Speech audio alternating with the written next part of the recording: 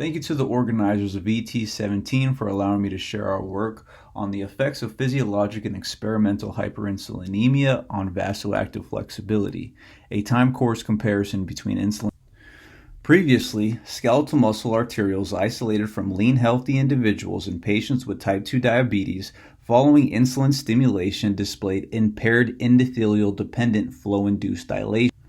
These results were underlined by reductions in NO metabolites and increases in endothelin-1 protein expression. However, translational evidence is needed that focuses on the pathophysiology of postprandial hyperinsulinemia and the transient changes of vasoactive markers in insulin.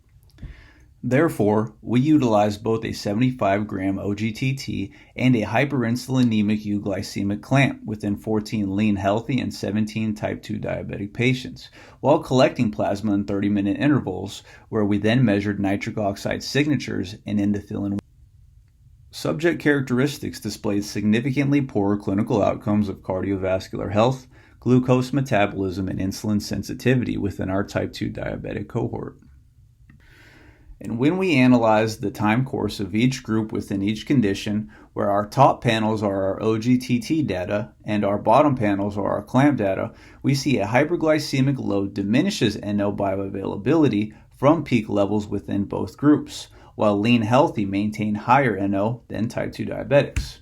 Similarly, prolonged hyperinsulinemia transiently affects nitric oxide within lean healthy, resulting in eventual diminishment, while NO within type 2 diabetics remains fairly inflexible.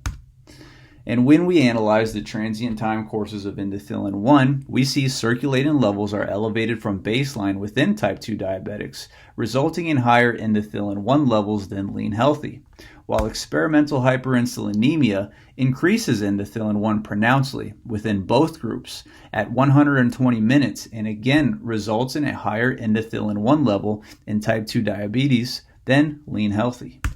When analyzing the ratio of these vasoactive signalers, we see similar trends in each condition, with reductions from baseline in lean healthy, while despite maintaining an overall higher ratio than type 2 diabetics. Interestingly, type 2 diabetics again lack any significant change.